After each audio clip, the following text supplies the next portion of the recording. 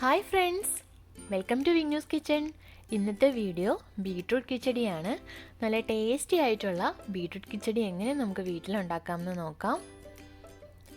വീഡിയോയിലേക്ക് പോകുന്നതിന് മുന്നേ ആയിട്ട് എൻ്റെ ചാനൽ പുതിയതായി കാണുന്ന ആരെങ്കിലും ഉണ്ടെങ്കിൽ, അല്ലെങ്കിൽ എൻ്റെ ചാനൽ ഇതുവരെ സബ്സ്ക്രൈബ് ചെയ്യാത്ത ആരെങ്കിലും ഇത് കാണുന്നുണ്ടെങ്കിൽ ഒന്ന് എൻ്റെ ചാനൽ സബ്സ്ക്രൈബ് ചെയ്തേക്കുക.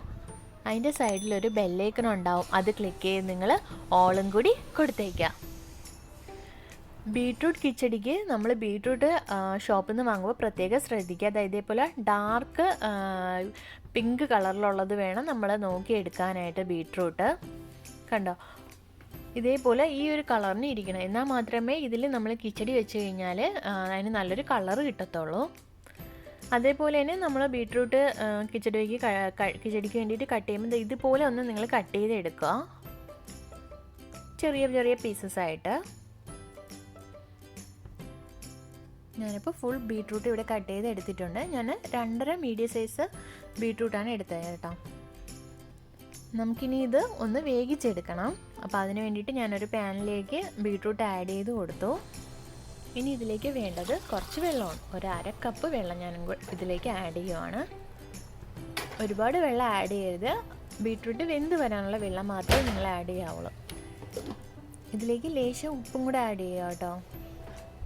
കുറച്ച് ആഡ് ചെയ്താൽ മതി, അതിൻ്റെ ആ വീഡിയോ എടുക്കാൻ പറ്റിയില്ല, അതാ. ഇതൊന്ന് വെള്ളം വറ്റുന്നത് വരെ വേവിച്ചെടുക്കുക. ഇനി ഇതിലേക്ക് വേണ്ടത് തേങ്ങ തിരികിയതാണ്. ഒരു 1/4 കപ്പ് തേങ്ങ തിരികിയത് ഞാൻ ഇതിനു വേണ്ടി എടുക്കുവാണ്. ഇതിലേക്ക് 1/2 ടീസ്പൂൺ ജീരകം, 2 പച്ചമുളക്, കുറച്ച് വെള്ളവും കൂടെ ആഡ് ചെയ്ത് ഇത് നന്നായിട്ട് നല്ല ഫൈനായിട്ട് അരച്ചെടുക്കണം. ഒരുപാട് അങ്ങ് നമ്മൾ അരയ്ക്കുമ്പോൾ തിക്കായി പോകണമെങ്കിൽ കുറേശ്ശെ വെള്ളം ഒഴിച്ച് നിങ്ങൾ അരച്ചെടുക്കുക. ഇപ്പം ഞാൻ ഇത് നന്നായിട്ട് അരച്ചെടുത്തിട്ടുണ്ട്. കണ്ടോ, ബീട്രൂട്ടിൽ നിന്ന് വെള്ളമെല്ലാം കംപ്ലീറ്റ് പോയിട്ടുണ്ട്. ഒന്ന് തണുത്തതിന് ശേഷം ഇത് നമുക്ക് മിക്സിയുടെ ജാറിലിട്ട് അരച്ചെടുക്കാം. കടുക് വറുക്കാൻ വേണ്ടിയിട്ട് ഞാൻ വേറൊരു പാൻ എടുത്തു. അതിലേക്ക് ഒരു 3 ടേബിൾ സ്പൂൺ ഓയിൽ ആഡ് ചെയ്തു. എണ്ണ ഒന്ന് ചൂടായതിന് ശേഷം അതിലേക്ക് 1/2 ടീസ്പൂൺ കടുക് ആഡ് ചെയ്തിട്ടുണ്ട്. ഇത് കടുക് വറുക്കുന്നതിന് വേണ്ടിയിട്ടാണ് കേട്ടോ, കിച്ചടിയിൽ ഇടാൻ വേണ്ടി. അതിലേക്ക് കുറച്ച് വറ്റൽമുളക്, കുറച്ച് കറിവേപ്പില, ഇത്രയും ഞാൻ ആഡ് ചെയ്ത് കൊടുത്തിട്ടുണ്ട്. നിങ്ങൾ കടുക് വറുക്കുമ്പോഴത്തേക്കും കഴിവതും വെളിച്ചെണ്ണ എടുക്കുക, എന്നാൽ മാത്രമേ അതിനൊരു ടേസ്റ്റ് ഉണ്ടാവത്തുള്ളൂ. കടുക് ഞാനപ്പോൾ വറുത്തെടുത്തത് മാറ്റി വയ്ക്കുവാണ്. ബീട്രൂട്ട് ഞാനപ്പോൾ നന്നായിട്ട് ഇവിടെ അരച്ചെടുത്തിട്ടുണ്ട്. നല്ല പേസ്റ്റ് കണക്ക് അരച്ചെടുക്കണം കേട്ടോ. എന്നിട്ട് ആ പാനിലേക്ക് ആഡ് ചെയ്ത് കൊടുക്കുവാണ്. ഇനി ജസ്റ്റ് ഒന്ന് ഇതൊന്ന് ചൂടാക്കണം. ഒന്ന് മീഡിയം ഫ്ലെയിമിലിട്ട് ചൂടാക്കി എടുത്താൽ മതി.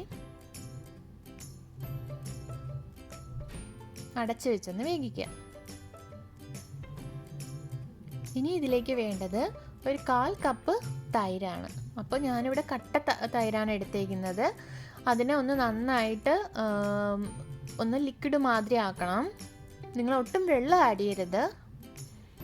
നമ്മൾ കുറച്ച് നേരം സ്പൂണിട്ട് ഒന്ന് കറക്കുമ്പോഴത്തേക്കും ഒന്ന് ലിക്വിഡ് കണക്ക് ആയിക്കോളും കേട്. ബീട്രൂട്ട് അപ്പോൾ ഒന്ന് ഞാൻ ചൂടാക്കി നന്നായിട്ട് വെന്ത് വന്നിട്ടുണ്ട്. ഇതിലേക്ക് തേങ്ങ അരച്ച് വെച്ചിരുന്നത് ആഡ് ചെയ്ത് കൊടുക്കുക. എന്നിട്ട് ബീട്രൂട്ടും നമ്മൾ അരച്ച തേങ്ങയും കൂടി നന്നായിട്ടൊന്ന് മിക്സ് ചെയ്യാം.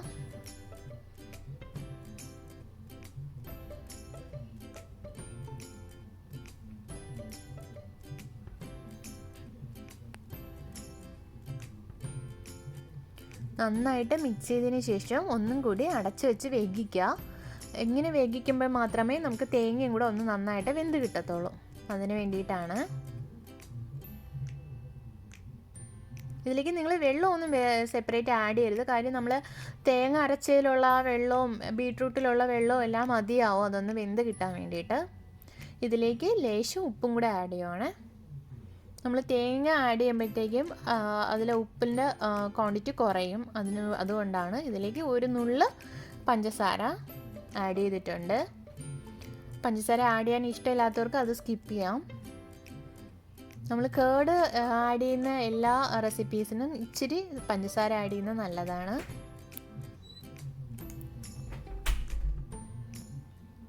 ഇത് വീണ്ടും ഒന്ന് അടച്ചു വെച്ച് ഒരു 5 മിനിറ്റ് വേവിക്കുക. ഇപ്പോൾ തേങ്ങയും നമ്മൾ ആഡ് ചെയ്ത് കൊടുത്തിരുന്ന ബീട്രൂട്ട് എല്ലാം നന്നായിട്ട് വെന്ത് വന്നിട്ടുണ്ട്. ഇനി ഇതിലേക്ക് വേണ്ടത് കേർഡാണ്. അപ്പോൾ നമ്മൾ ലിക്വിഡ് ആണൊക്കെ ആക്കി വെച്ചിരുന്ന കേർഡ് ഞാൻ ഇതിലേക്ക് ആഡ് ചെയ്യുവാണ്. നമ്മൾ കേർഡ് ആഡ് ചെയ്യുമ്പോഴത്തേക്കും സ്റ്റൗ ഓഫ് ചെയ്തിട്ട് ഒന്ന് തണുപ്പിച്ചതിന് ശേഷം വേണം. ജസ്റ്റ് കുറച്ച് നേരം ഒന്ന് വെച്ച് തണുത്തതിന് ശേഷം, പാൻ ഒന്ന് തണുത്തതിന് ശേഷം മാത്രമേ കേർഡ് ആഡ് ചെയ്യാവുള്ളേ. ഞാനിപ്പോൾ കേർഡ് നന്നായിട്ട് കിച്ചടിയിൽ മിക്സ് ചെയ്തു. വറുത്ത് വെച്ചിരുന്ന കടുകും കൂടെ ആഡ് ചെയ്ത് കൊടുക്കുക.